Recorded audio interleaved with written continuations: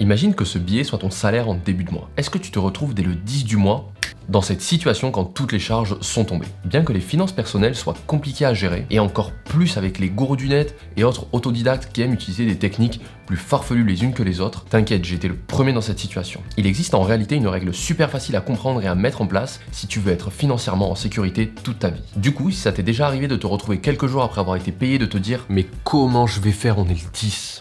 Alors t'es sur la bonne vidéo, reste avec moi jusqu'à la fin. Tiens, petite question, sur 70 millions de Français, Tom, à ton avis, combien sont dans le rouge tous les mois? 1 ou 2 millions? Et non, selon cette étude de Panorama Bank, on est aux alentours de 13,4 millions chaque mois et un Français sur deux chaque année. Alors t'es choqué? Non, t'as vu l'inflation, ça me choque plus du tout, les petits salaires s'en sortent vraiment plus. Et justement, ce problème touche plein d'autres personnes. 43% des gens à découvert une fois par an touchent plus de 3 000 euros par mois, Tom. Ok, donc il y a vraiment un problème qui touche tout le monde par rapport à la gestion de son argent. Exact, en même temps c'est pas du tout enseigné à l'école. Normal que les gens une fois un salaire en poche ne sachent pas forcément le gérer. T'as déjà réussi un contrôle de maths sans le réviser toi? Je ratais même quand je révisais au moins. Donc si tu veux pas te retrouver complètement fauché et dépendant de ton salaire jusqu'à tes 70 ans, il y a une stratégie que tu peux commencer dès le mois prochain. Dès que les gens pensent à la gestion de leur argent, ils voient de suite des feuilles de calcul Excel, des chiffres, des graphes et tout un tas de formules, mais c'est pas le cas du tout. C'est une formule super efficace qui est la règle 50-30-20, qui est devenue populaire par sa simplicité. Tu peux l'imaginer comme l'ABC de la budgétisation. Alors, étape 1. Imaginons, Tom, que tu as un salaire de 2000 euros qui est à peu près le salaire médian français. On va, comme tu peux le voir, le diviser en 3 catégories bien distinctes. Tes besoins, tes envies et tes objectifs financiers. 50% ou 1000 euros iront dans tes besoins, 30% ou 600 euros iront dans tes envies et 20% ou 400 euros iront dans tes objectifs financiers. Étape 2. La partie de tes besoins représente tout ce dont tu as besoin pour survivre. Je te parle pas d'un mode survie dans le désert avec juste un peu d'eau, mais t'as compris, les basiques de notre quotidien. Ça va être le logement, les transports, la nourriture ou encore toutes tes factures. Voilà selon moi une répartition logique. 30% max dans le logement, 10% dans les transports et 10% sur le reste. Si t'es en train de faire ton meilleur calcul de tête et que tu viens de taper sur la table car tu te rends compte que tu as largement dépassé ces 50%, alors commence par dire pardon à cette pauvre table, elle a rien fait, et ensuite du calme, cette règle est justement utile pour comprendre d'où vient le fait que tu n'arrives jamais à épargner. Étape 3, pour la partie envie, tu dois te dire avec 30%, 600 euros chaque mois pour me faire plaisir, c'est énorme. Justement, attention, on n'est pas en train de parler d'ici de s'acheter le dernier iPhone chaque année dès sa sortie ou encore poser 200 euros sur le prochain match en paris sportif en écoutant ce genre de mec. Je parle de choses que tu peux potentiellement ne pas consommer, mais qui rendraient ta vie un peu moins fun ou facile. Comme un énorme setup gaming pour perdre 3/4 de tes parties, un café chez Starbucks, un resto, Netflix, voyager, ou encore tout ce qui peut te faire passer du bon temps. C'est très souvent compliqué pour les gens de distinguer les besoins des envies. Petit exemple, Tom, les voitures. Besoin ou envie selon toi? Bah c'est un besoin, faut bien aller bosser, ramener les enfants. Mais t'as même pas d'enfants. Ah oui, c'est vrai? Eh bien c'est un besoin si tu as seulement une voiture dans tes moyens. Par contre, si tu t'endettes ou que tu exploses les 10% de ton salaire, tu t'attaques donc à ton budget de 30% des envies. Que tu sois fan de voiture ou que tu veuilles impressionner le voisin. Ok, donc moi ma voiture me coûte 400 euros par mois, il y a donc 200 euros dans les besoins, 10% de mon salaire et 200 euros de mes 600 euros d'envie. Yes, tu as tout compris Tom, je te laisse après cette vidéo aller faire un tour sur celle-ci qui te présente une règle pour ton budget voiture. Du coup pour faire le point, pose-toi cette question.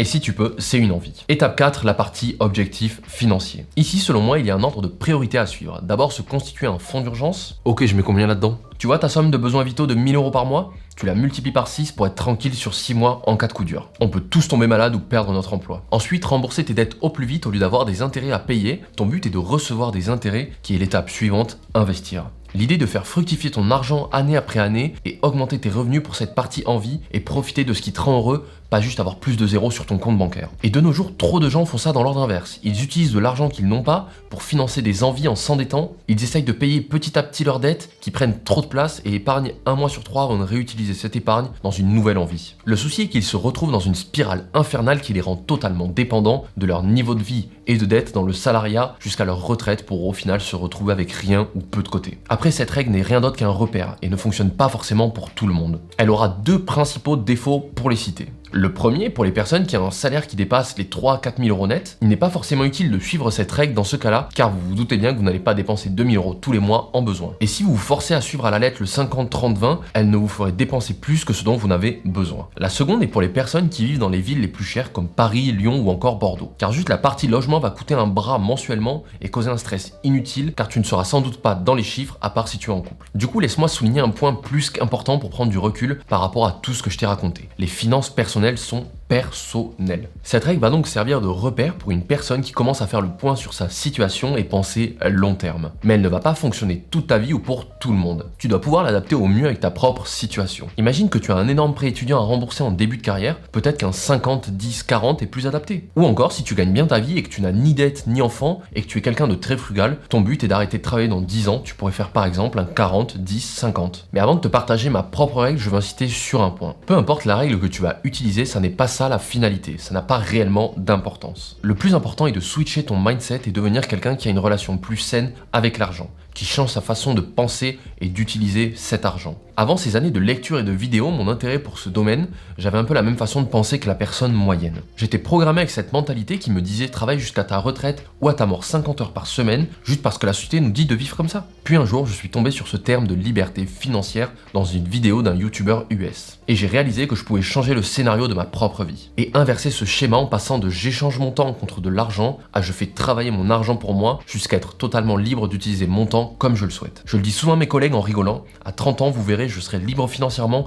et j'irai vendre des frites 2 heures par jour au bord de l'océan si c'est ce qui me rend heureux. Tu seras dans cette situation libre de définir où tu veux occuper tes journées et dans quoi. Et peu importe la raison, selon moi le seul but est de ne plus jamais avoir l'impression de travailler sous la contrainte. Et voilà comment j'ai commencé à m'intéresser sérieusement aux finances personnelles et même finir par partager mes idées sur YouTube, Instagram ou TikTok. Après un jeune parcours de même pas un an, j'ai ce mois-ci dépassé mon salaire d'ingénieur avec mes différents réseaux. Et j'ai brisé cette chaîne mentale qui pour moi était encore présente et je me dis qu'en fait tout ça est réellement possible. Il suffit de s'en donner les moyens. Ensuite, j'ai personnellement réalisé que le 50-30-20 n'était pas forcément le plus adapté dans mon cas, car mon quotidien ne matche pas parfaitement avec la façon dont il est structuré, il y a toujours des aléas. Oui, comme le fait de payer un abonnement à la salle de sport et y mettre les pieds 2 fois par mois, Elias. Exact, c'est pour ça que mon système est légèrement différent. Je préfère automatiser et séparer les différentes parties plutôt que de devoir suivre tous les mois si je colle bien à la répartition. Ça m'évite de me prendre la tête et traquer toutes mes dépenses au quotidien. Voilà comment mon système fonctionne. Étape 1, je reçois mon salaire d'ingénieur et mes autres sources de revenus sur mon compte bancaire en début de mois. Étape 2, je vire automatiquement la même somme si mes revenus n'ont pas changé sur 2 comptes, le premier les dépenses et le second l'épargne. Ce premier compte reprend mes dépenses quotidiennes, donc les besoins qu'on a vus plus tôt. Et en reprenant une moyenne sur mes dépenses de tous les mois précédents, je sais à peu près ce qui va directement sortir et ça me permet directement de verser une somme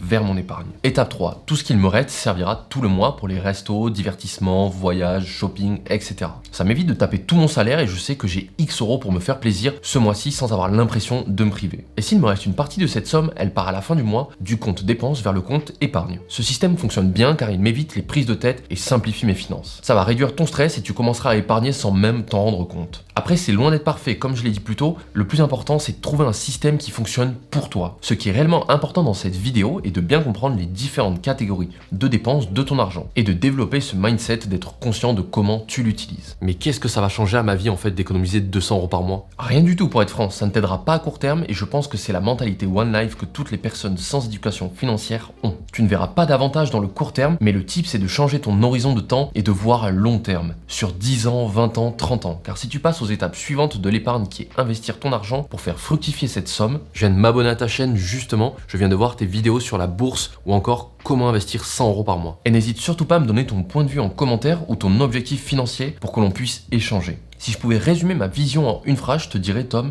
ne regarde plus l'argent comme un moyen d'acheter des objets physiques, commence à le voir comme un moyen de t'acheter de la liberté et du temps. Mais n'oublie pas, le but est de pas de devenir un robot qui ne sait plus se faire plaisir et juste épargner et investir, mais surtout de devenir de plus en plus libre financièrement. Et c'est l'idée de cette chaîne. Je suis pas un de ces influenceurs qui roulent en lambeau ou un gourou du trading, je suis juste un gars normal comme toi. Un jeune diplômé ingénieur qui essaye de progresser un peu plus chaque jour et qui partage ses idées pour apprendre aussi des retours des autres et d'avancer ensemble. Essaye de trouver ton système personnel qui correspond à ta vie et commence à te poser des questions sans forcément te perdre dans les chiffres ou autres méthodes. C'est mieux de démarrer de façon imparfaite que de chercher à comment démarrer parfaitement car ça sera jamais le cas. Et sinon, prends soin de toi, prends soin de ton futur, c'était Elias. Ciao!